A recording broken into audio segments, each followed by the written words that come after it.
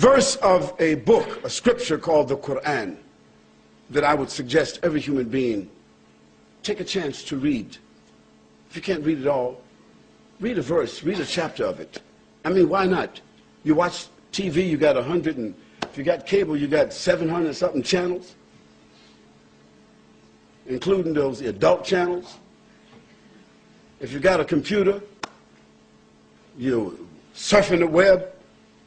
But then go to Google or Giggle, whatever search engine you got, and just put in the word Quran. Q-U-R-A-A-N. Yeah, Quran. Just put it in there. I dare you. I'm not telling you to put it in there because of religious purposes. Just put the word Quran in there and see how many hits that you get down there. See how many. And then just click one and just listen. Listen to the Quran. If it's in Arabic, you won't understand it, but just listen to it. And then ask for a translation, and then read it. Well, in one of the chapters of the Quran, this is a book of 6,626 verses, 114 chapters, that was revealed to a man called Muhammad, the son of Abdullah, who himself claimed to be a prophet of God, like Jesus, like Moses, like Abraham, like David, like Solomon. He claimed to be a prophet. And we believe, as Muslims, that he was a prophet. We believe that this Quran was in fact revealed to him. This is what our belief is. You don't have to believe that, but we do. In this book, among other things that I'm going to tell you about this book, there's a verse that says, أعوذ بالله من الشيطان الرجيم بسم الله الرحمن الرحيم تبارك الذي بيده الملك وهو على كل شيء قدير الذي خلق الموت والحياة ليبلوكم أيكم أحسن عملا. Says, glory be to the one in whose hands, whose power there is all the dominion of the heavens and the earth that you and I cannot even imagine. It's established that there is a power, there is a mind, there is an intelligence, there is an authority, there is a sovereignty behind this, what we call the creation. وَهُوَ عَلَى كُلِّ شَيْءٍ قَدِيرٌ. And that power and that sovereignty has all absolute power. Not humans, not governments, individuals or collectively, past, present, future, nothing. We're just sophisticated sperm drops. That's all we are. Sophisticated.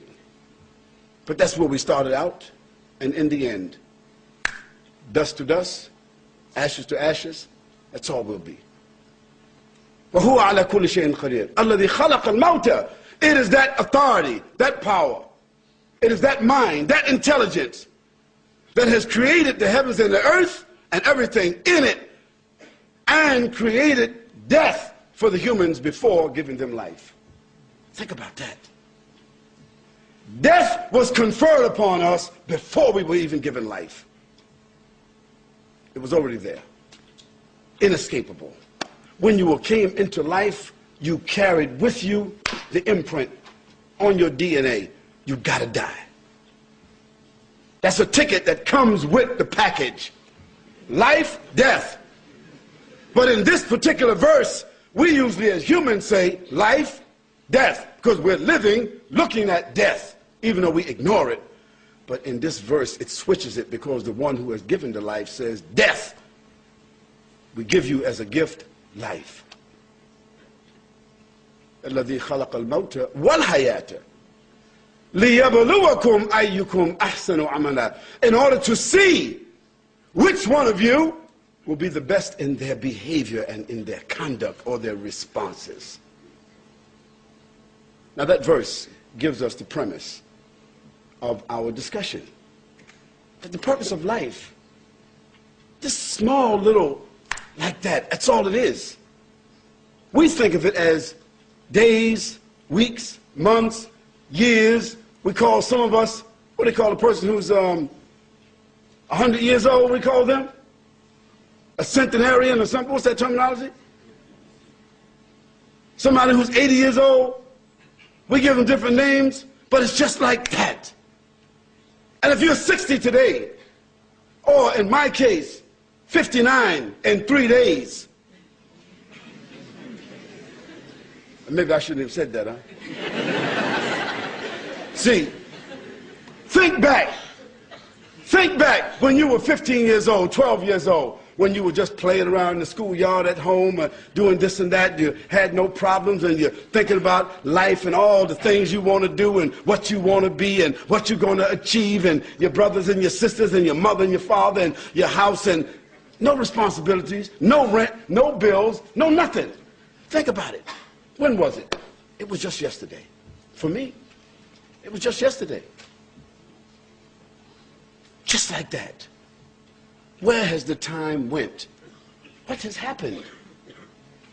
And now, today, everyone will agree. It seems like the sun rises and sets, and the days are just going like this. You can't even say, what happened? What's today? I said, today is Tuesday. I said, Tuesday, brother, this is Thursday. I said, what happened? It's time. Because time is nothing but a capsule. Time is nothing but a drop of water on the windowsill, and the sun comes, it's gone. That's time. And that's what you and I have been given. We've been given time. And what you're going to do with this here time? No one, no group has come into being on their own. Is anybody here, whatever philosophy that you have, who can say that, well, I came into being on my own? No, you didn't come into being on your own. You didn't decide to come here. You didn't decide to even be here in this life. You were brought into life. You were conceived by your mother. And if some of you think that you were born by some type of immaculate conception, or even you came through some hallway or something, and even test tube babies, even those babies that are born when people are those mommy families, you know what I'm talking about. The daddy families who are buying the sperm off the internet and, you know, to have their own nuclear family. Still, they come into life not by their own determination. I say to you, that if we think about the heavens and the earth, let's think about it for a moment. Let's go macro, and then we go micro. Let's go macro for a moment. Let's go out. The earth is the third planet among, they said, 9 planets. I think they just discovered another planet. In our solar system, the earth is the third planet from the sun. And how many miles are we from the sun? Is it 93 million miles or something like that? And the earth is the only planet that has the ecosystems to sustain life. It's the only one. Because if we go to the left, Mercury, it's too hot. If we go to the right, Mars, it's too cold. The earth has the only ecosystems that support what we call life. And if there is other human beings or other higher forms of life on some other planets, only Steven Spielberg knows about it. Or that station that comes on, what's that program that comes on with that, about the aliens? Just in case you don't know it, this is all fiction.